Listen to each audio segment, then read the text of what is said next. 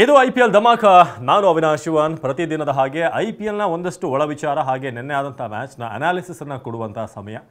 ಮೊದಲನೇದಾಗಿ ನಾವು ಈ RR ಮತ್ತು ನಿನ್ನೆ ಆದಂಥ ಮ್ಯಾಚ್ KKR ಮ್ಯಾಚ್ ಬಗ್ಗೆ ಮಾತನಾಡೋಣ. ಅದಾದಮೇಲೆ ಚೆನ್ನೈ ತಲುಪಿರುವಂಥ ನಮ್ಮ ಹುಡುಗರು RCB ಹುಡುಗರು ಹೇಗೆ ಪ್ರಾಕ್ಟೀಸ್ ಮಾಡ್ತಿದ್ದಾರೆ ಅಂತ ಅದ್ರ ಬಗ್ಗೆ ಕೂಡ ಡೀಟೇಲ್ ಕೊಡ್ತೀವಿ. ಜೊತೆಗೆ ನಮ್ಮ ಕಿಂಗ್ ಕೊಹ್ಲಿ ಕ್ರೇಜ್ ಚೆನ್ನೈನಲ್ಲಿ ಹೇಗಿದೆ ಅದ್ರ ಬಗ್ಗೆ ಕೂಡ ವಿವರವಾಗಿ ತಿಳಿಸ್ತೀನಿ. ಸೊ ಮೊದಲಿಗೆ ನಿನ್ನೆ ಆದಂಥ ಮ್ಯಾಚ್ ಬಗ್ಗೆ ಮಾತನಾಡೋಣ. RR ವರ್ಸಸ್ KKR ಎರಡೂ ಟೀಮ್ಗಳು ಕೂಡ ಫಸ್ಟ್ ಎರಡು ಮ್ಯಾಚನ್ನು ಸೋತಿದ್ವು. KKR ನಮ್ಮ ಮೇಲೆ ಸೋತಿತ್ತು, RR SRH ಮೇಲೆ ಒಳ್ಳೆ ಫೈಟ್ ಕೊಟ್ಟೆ ಸೋತಿದ್ರು. ಬಟ್ ನಿನ್ನೆ ಮ್ಯಾಚ್ ಎರಡೂ ಟೀಮ್ಗಳಿಗೂ ಕೂಡ ಭಾಳ ಮುಖ್ಯ ಆಗಿತ್ತು. ಯಾಕಂದರೆ ಒಂದು ಅಕೌಂಟ್ ಓಪನ್ ಮಾಡೋದಿದೆಯಲ್ಲ, ಯಾವುದೇ ಒಂದು ಟೂರ್ನಮೆಂಟ್ ಬಂದಾಗ ಫಸ್ಟ್ ವಿಕ್ಟ್ರಿ ಅನ್ನೋದು ಭಾಳ ಮುಖ್ಯ ಆಗುತ್ತೆ.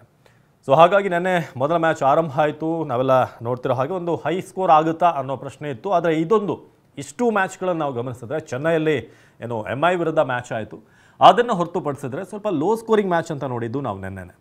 So Rajasthan Royals first batting ಮಾಡಿ 151 ರನ್ ಗಳಿಸಿದ್ರು, 9 ವಿಕೆಟ್ ಹೋಯಿತು. ಜೈಸ್ವಾಲ್ ಮತ್ತೊಮ್ಮೆ ಏನಾದರೂ ಕಮಾಲ್ ಮಾಡ್ಬೋದಾ ಅಂತ ಅನಿಸ್ತು, ಬಟ್ ನೆನ್ನೆ ಕೂಡ ಅಷ್ಟಾಗಿ ಆಡಲಿಲ್ಲ ಅವರು, 29 ರನ್. ಸ್ಯಾಮ್ಸನ್ ಕೂಡ ಮೊನ್ನೆ 60+ ಹೊಡೆದಿದ್ರು ಲಾಸ್ಟ್ ಮ್ಯಾಚಲ್ಲಿ, ಆದರೆ ನೆನ್ನೆಯ ಮ್ಯಾಚಲ್ಲಿ ಬರೀ 13 ರನ್ ಮಾತ್ರ ಬಂತು. ಏನು ರಿಯಾನ್ ಪರಾಗ್ ತಂಡದ ಕ್ಯಾಪ್ಟನ್, ಅವರು 3 6 ಹೊಡೆದ್ರೂ ಕೂಡ ಸ್ಕೋರ್ ಅಂಥದ್ದೇನು ಅವರು ಕೂಡ ಕ್ಯಾಪ್ಟನ್ ಆಡಬೇಕಾದಂಥ ಇನ್ನಿಂಗ್ಸ್ ಬರಲಿಲ್ಲ. 25 ರನ್ ಅವ್ರು ಗಳಿಸಿರೋದು, 15 ಬಾಲಲ್ಲಿ 3 6 ಹೊಡೆದ್ರು. ಆಮೇಲೆ ನಿತೀಶ್ ರಾಣಾ ಹಸರಂಗ ಅವ್ರನ್ನ ಯಾಕೆ ಪ್ರಮೋಟ್ ಮಾಡಿದ್ದಾರೆ ಅಂತ ನಮ್ಗೆ ಅರ್ಥ ಆಗಲಿಲ್ಲ. ಏನೋ ಒಂದು ಗೇಮ್ ಪ್ಲ್ಯಾನ್ ಇತ್ತು ಅವರು, ಅಂದರೆ ಫ್ರೀ ಫ್ಲೋ ಆಗಿ ಆಡಲಿ ಅಂತ. ಬಟ್ ಹಸರಂಗ ಆ ಒಂದು ಎಕ್ಸ್ಪೆಕ್ಟೇಷನ್ನ ರೀಚ್ ಮಾಡಲಿಲ್ಲ. ಸೊ 4 ಬಾಲಿಗೆ 4 ರನ್. ಧ್ರುವ್ ಜುರೇಲ್ ಸ್ವಲ್ಪ ಪ್ರಾಮಿಸಿಂಗ್ ಪರ್ಫಾರ್ಮೆನ್ಸ್ ಬಂತು, ಓಪನಿಂಗ್ ಬಂತು. ಬಟ್ 33 ರನ್ 28 ಬಾಲಿಗೆ. ಅದಾದಮೇಲೆ ಯಾರೂ ಕೂಡ ಅಂಥ ಸ್ಕೋರ್ ತರಲಿಲ್ಲ. ಆರ್ಚರ್ ಕೊನೆದಾಗ ಒಂದು 2 6 ಹೊಡೆದು ಪ್ರಯತ್ನ ಪಟ್ಟರು. 151 ಈಗಿನ T20 ಫಾರ್ಮ್ಯಾಟಲ್ಲಿ ಯಾವುದೇ ಟೀಮ್ ಕೂಡ ಚೇಸ್ ಮಾಡಬಲ್ಲಂಥ ಒಂದು ಟೋಟಲ್. ಯಾಕಂದರೆ ಈಗ 200 250 280 ಆ ಥರ ಹೋಗ್ತಾ ಇದೆ. ಇನ್ನೇನು 300 ಬಂದರೂ ಕೂಡ ಅಚ್ಚರಿ ಇಲ್ಲ. SRH ಅವರು ಈಗಾಗಲೇ ಅದಕ್ಕೋಸ್ಕರ ಎಲ್ಲ ಪ್ಲ್ಯಾನ್ಗಳನ್ನು ಮಾಡ್ಕೋತಾ ಇದ್ದಾರೆ. ಸೊ ಬೌಲಿಂಗ್ ಅಂತ ಬಂದಾಗ ನಿನ್ನೆ ವೈಭವ್ ಅರೋರಾ ಏನಿದ್ದಾರೆ, ಫಸ್ಟ್ ಮ್ಯಾಚಲ್ಲಿ ಆಡಬೇಕಾದ್ರೆ ಅವರಿಗೆ ಒಂದಷ್ಟು ಕಾನ್ಫಿಡೆನ್ಸ್ ಇರಲಿಲ್ಲ. ಬಟ್ ಟೀಮ್ ಅವ್ರ ಮೇಲೆ ಭರವಸೆ ಇಟ್ಟು ಮತ್ತೆ ಅವ್ರನ್ನ ಆಡಿಸ್ತು. 2 ವಿಕೆಟನ್ನು ಅವ್ರು ಪಡೆದ್ರು. ಹರ್ಷಿತ್ ರಾಣಾ 2 ವಿಕೆಟ್ ಪಡೆದಿದ್ದಿರ್ಬೋದು. ಮೊಯಿನಲ್ಲಿ ನೆನ್ನೆ ಒಂದು ಫಸ್ಟ್ ಅವಕಾಶ ಸಿಕ್ತು ಅವರಿಗೆ, ಅಲ್ಲಿ 2 ವಿಕೆಟನ್ನು ಗಳಿಸಿದ್ರು. ಹಾಗೆ ನಮ್ಮ ವರುಣ್ ಚಕ್ರವರ್ತಿ ಫಸ್ಟ್ ಮ್ಯಾಚಲ್ಲಿ ಕಾಸ್ಟ್ಲಿ ಆಗಿದ್ದರು, ಆದರೆ ಇವತ್ತು ಅಂದರೆ ನೆನ್ನೆ ಮ್ಯಾಚಲ್ಲಿ 4 ಓವರಲ್ಲಿ 17 ರನ್ ಕೊಟ್ಟು 2 ವಿಕೆಟನ್ನು ಪಡೆದಿದ್ದಾರೆ. ಸೊ ನಮ್ಮ ಬೀದರ್ ಹುಡುಗ ಮಿಂಚಿರೋದು ನಮಗೆಲ್ಲ ಖುಷಿ ವಿಚಾರ. ಬರೀ ಹಾಗಾದರೆ ಅವರ ಬ್ಯಾಟಿಂಗ್ ಹೇಗಿತ್ತು ಅದರ ಬಗ್ಗೆ ಕೂಡ ನೋಡುವಂಥ ಟೈಮ್ ಈಗ. ಸೊ ಮುಖ್ಯವಾಗಿ ರಾಜಸ್ಥಾನ್ ರಾಯಲ್ಸ್ನ ಈ ಒಂದು ಟೋಟಲ್ ಕೊಟ್ಟಾಗ ಮೊಯಿನಲ್ಲಿ ಓಪನಿಂಗ್ ಬಂದರು. ಅವ್ರ ಜೊತೆಗೆ ಕ್ವಿಂಟನ್ ಡಿಕಾಕ್ 97 ರನ್ ಗಳಿಸಿದ್ದು. ಸೆಂಚುರಿನೇ 3 ರನ್ನಲ್ಲಿ ಮಿಸ್ ಆಯಿತು ಅವರಿಗೆ. ಇನ್ನು ಕ್ಯಾಪ್ಟನ್ ಅಜಿಂಕ್ಯ ರಹಾನೆ 18 ರನ್ ಗಳಿಸಿದ್ರೆ, ಹಾಗೆ ಅಂಕ್ರಿಶ್ ರಘುವಂಶಿ 17 ಬಾಲಲ್ಲಿ 22. ಸೊ ಕ್ವಿಂಟನ್ ಡಿಕಾಕ್ ಯಾವಾಗಲೂ ಕೂಡ ಒಬ್ಬ ವಿಂಟೇಜ್ ಪ್ಲೇಯರ್. ನಿಮಗೆ ಎನಿ ಟೂರ್ನಮೆಂಟ್ ವಿಶ್ವದಾದ್ಯಂತ ಹಲವಾರು T20 ಟೂರ್ನಮೆಂಟ್ಗಳನ್ನು ಕ್ವಿಂಟನ್ ಡಿಕಾಕ್ ಆಡ್ತಾ ಬಂದಿದ್ದಾರೆ. ಬಟ್ ಅವ್ರ ಮೇಲೆ ನೀವೇನು ಬಜೆಟ್ ಹಾಕಿರ್ತಿರಲ್ಲ ಅದನ್ನು ಯಾವತ್ತೂ ಕೂಡ ಅವರು ಮೋಸ ಮಾಡಿದ್ದಿಲ್ಲ. ಅಷ್ಟು ಪರ್ಫೆಕ್ಟ್ ಆದಂಥ ಒಬ್ಬ batsman Quinton de Kock. So overall ನನಗೆ RR ಬಗ್ಗೆ ಅರ್ಥ ಆಗ್ತಿಲ್ಲ, ಅವರ ಗೇಮ್ ಪ್ಲ್ಯಾನ್ ಏನು ನಡೀತಿದೆ ಅಂತ.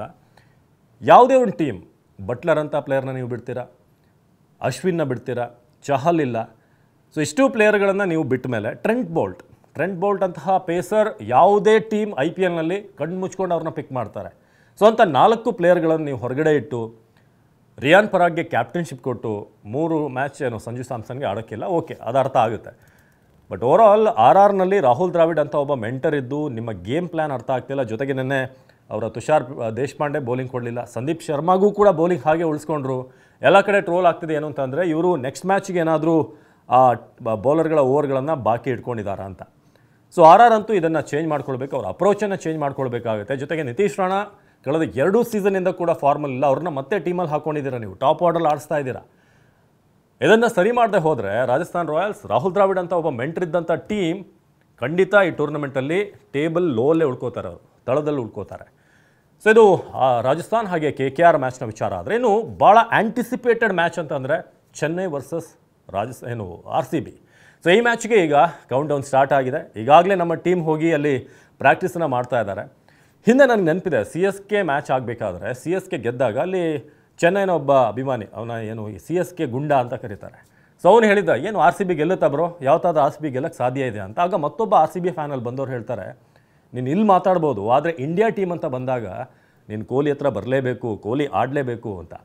ಸೊ ಅದು ನಿಜ ಆಗಿದೆ. ಯಾಕಂದರೆ ಚೆನ್ನೈಯಲ್ಲಿ ಬಂದಾಗ ಕೊಹ್ಲಿ ವಿಶ್ವದಲ್ಲಿ ಎಲ್ಲೇ ಹೋಗಲಿ, ಅದು ಭಾರತ ಅಂತಲ್ಲ, ಎಲ್ಲ ವಿಶ್ವದ ಯಾವುದೇ ಮೂಲೆ ಹೋದರೂ ಕೂಡ ಕೊಹ್ಲಿಗಿರುವಂಥ ಕ್ರೇಜ್ ಬೇರೆ ರೀತಿಯಾಗಿರುತ್ತೆ. ಅದನ್ನು ನಾವು ನೆನ್ನೆ ಚೆನ್ನೈಯಲ್ಲೂ ಕೂಡ ವಿಟ್ನೆಸ್ ಮಾಡಿದ್ವಿ. ಏನು ಪ್ರಾಕ್ಟೀಸ್ಗೆ ವಿರಾಟ್ ಕೊಹ್ಲಿ ಬಂದಿದ್ದರು, ಆಗ ಒಂದಷ್ಟು ಅಭಿಮಾನಿಗಳು, ಚಿಕ್ಕ ಚಿಕ್ಕ ಮಕ್ಕಳು, ಮಹಿಳೆಯರು ಎಲ್ಲರೂ ಕೂಡ ಬಂದು ಕೊಹ್ಲಿ ಕೊಹ್ಲಿ ಅಂತ ಎಲ್ಲ Chennai super Kings Jersey ಹಾಕೊಂಡಂಥವ್ರು.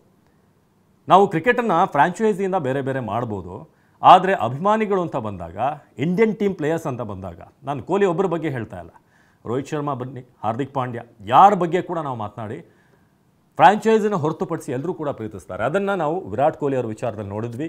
So ಈ ನಾಳೆಯ ಮ್ಯಾಚ್ ಏನಿದೆಯಲ್ಲ, ಅದು Chennai super Kings RCB match ಇರ್ಬೋದು, ಬಟ್ ಕ್ರಿಕೆಟ್ ಪ್ರೇಮಿಗಳು, ನಿಜವಾದಂಥ ಕ್ರಿಕೆಟ್ ಪ್ರೇಮಿಗಳು ನೋಡೋದು ಧೋನಿ ಹೇಗೆ ಆಡ್ತಾರೆ, ವಿರಾಟ್ ಕೊಹ್ಲಿ ಅವರ ಇನ್ನಿಂಗ್ಸ್ ಹೇಗಿರುತ್ತೆ, ಜಡೇಜಾ ಅವರ ಬೌಲಿಂಗ್ ಹೇಗಿರುತ್ತೆ, ಫೀಲ್ಡಿಂಗ್ ಹೇಗಿರುತ್ತೆ, ರಜತ್ ಪಟಿದಾರ್ ಎಷ್ಟು ಸಿಕ್ಸ್ಗೆ ಹೊಡಿತಾರೆ, ಇಂಥ ಟ್ರೂ ಕ್ರಿಕೆಟ್ ಪ್ರೇಮಿಗಳು ನೋಡುವಂಥದ್ದು ಇದ್ದೇನೆ. ಸೊ ತಯಾರಿ ಹೇಗೆ ನಡೀತಿದೆ ಅಂತಂದರೆ ನಿಮಗೆಲ್ಲ ಹೇಳಿ ಕೇಳಿ ನಾವು ಇದರ ಬಗ್ಗೆ ಒಂದು ಕಂಪ್ಲೀಟ್ ವೀಡಿಯೋನ, ಮತ್ತೊಂದು ವೀಡಿಯೋನ ಮಾಡ್ತೀವಿ, ಪ್ರಿವ್ಯೂ ವೀಡಿಯೋ. ಆದರೆ ಚೆನ್ನೈನ ಪಿಚ್ ಹೇಳಿ ಕೇಳಿ ಸ್ಪಿನ್ನರ್ಗಳಿಗೆ ಅಸಿಸ್ಟ್ ಮಾಡುವಂಥ ಪಿಚ್, ಹಾಗಾಗಿ ನಮ್ಮ ಸ್ಪಿನ್ನರ್ಗಳು ಹೆಚ್ಚಿನ ಪ್ರಾಕ್ಟೀಸ್ ಮಾಡ್ತಿದ್ದಾರೆ. ಜೊತೆಗೆ ಸ್ಪಿನ್ನಿಗೆ ಹೇಗೆ ಆಡಬೇಕು ಅಂತ RCB ಬ್ಯಾಟ್ಸ್ಮನ್ ಪ್ರಾಕ್ಟೀಸ್ ಮಾಡ್ತಿದ್ದಾರೆ. ಹೆಚ್ಚಾಗಿ ಆರಂಭಿಕವಾಗಿ ಅಂದರೆ ಈಗ ಫಸ್ಟ್ ಇನ್ನಿಂಗ್ಸ್ ಬರುತ್ತಲ್ಲ 20 ಓವರ್, ಅದರಲ್ಲಿ ಸ್ವಲ್ಪ ಫಾಸ್ಟ್ ಬೌಲರ್ಸ್ಗೂ ಕೂಡ ಅಸಿಸ್ಟೆನ್ಸ್ ಇರೋದ್ರಿಂದ ನಮ್ಮ ದಯಾಳ್, ಭುವನೇಶ್ವರ್ ಏನಾದರೂ ಆಡಿದ್ರೆ ತುಂಬ ಚೆನ್ನಾಗಿರುತ್ತೆ. ಹೇಸಲ್ವುಡ್ ಈ 3 ಜನರನ್ನ ಆಡಿಸ್ತಾರ ಅಥವಾ 3 ಸ್ಪಿನ್ನರ್ ಜೊತೆ ಹೋಗ್ಬೋದಾ? ಕೃಣಾಲ್ ಪಾಂಡ್ಯ, ಸುಯೇಶ್ ಶರ್ಮಾಗೆ ಮತ್ತೊಂದು ಅವಕಾಶ ಸಿಗ್ಬೋದು, ಯಾಕಂದರೆ ಚೆಪಾಕ್ ಆಗಿರೋದ್ರಿಂದ. ಜೊತೆಗೆ ಸ್ವಪ್ನಿಲ್ ಅವ್ರಿಗೂ ಕೂಡ ಅವಕಾಶವನ್ನು ಕೊಡಬಹುದು. ಹಾಗಾಗಿ ಹೆಚ್ಚು ಸ್ಪಿನ್ ಬಾಲ್ನ ಫೇಸ್ ಮಾಡೋದು ಹೇಗೆ ಅನ್ನೋದನ್ನು ಪ್ರಾಕ್ಟೀಸ್ ಮಾಡಿದ್ರು ನಮ್ಮ ವಿರಾಟ್ ಕೊಹ್ಲಿ ಹೆಸರು ಹಾಗೆ ಉಳಿದಂಥ ಬ್ಯಾಟ್ಸ್ಮನ್ಗಳು. ಹಾಗಾಗಿ ಚೆನ್ನೈನ ಪ್ರಾಕ್ಟೀಸ್ ನೋಡಿದ್ರೆ ಅವರೂ ಕೂಡ ನಮ್ಮ ಬೌಲರ್ಗಳು, ವಿಶೇಷವಾಗಿ ಸ್ವಿಂಗ್ ಮಾಡುವಂಥ ಭುವನೇಶ್ವರ್ ಆಡಿದ್ರೆ ಹೇಗಿರುತ್ತೆ, ಸೊ ಇದೆಲ್ಲಕ್ಕೂ ಕೂಡ ಬೇಕಾದಂಥ ತಯಾರಿ ಆಗಿದೆ. ಹಾಗಾಗಿ ನಾಳೆ ಒಂದು ಬ್ಲಾಕ್ ಬಸ್ಟರ್ ಆದಂಥ ಒಂದು ಮ್ಯಾಚನ್ನು ನಾವು ನೋಡ್ತೀವಿ, Chennai super Kings versus royal Challengers Bengaluru. So ಇನ್ನೊಂದಷ್ಟು ಅಪ್ಡೇಟ್ ಜೊತೆಗೆ ಮುಂದಿನ ವೀಡಿಯೋದಲ್ಲಿ ನಾವು ತಿಳಿಸ್ತೀವಿ ಏನೇನು ಪ್ಲಸ್ ಇದೆ, ಮೈನಸ್ ಇದೆ, ಪಿಚ್ ಹೇಗೆ ಬಿಹೇವ್ ಮಾಡುತ್ತೆ, ಎರಡೂ ಟೀಮ್ಗಳ 11 ಹೇಗಿರುತ್ತೆ, ಇದರ ಬಗ್ಗೆ ಒಂದು ಪ್ರತ್ಯೇಕ ವೀಡಿಯೋ ಮಾಡಿ ನಿಮ್ಮ TV9 ಡಿಜಿಟಲ್ನಲ್ಲಿ ನೀವು ನೆಕ್ಸ್ಟ್ ವೀಡಿಯೋದಲ್ಲಿ ನೋಡ್ಬೋದು. ಸೊ ನಿರಂತರ ಸುದ್ದಿಗಾಗಿ ನೋಡ್ತಾ ಇರಿ TV9.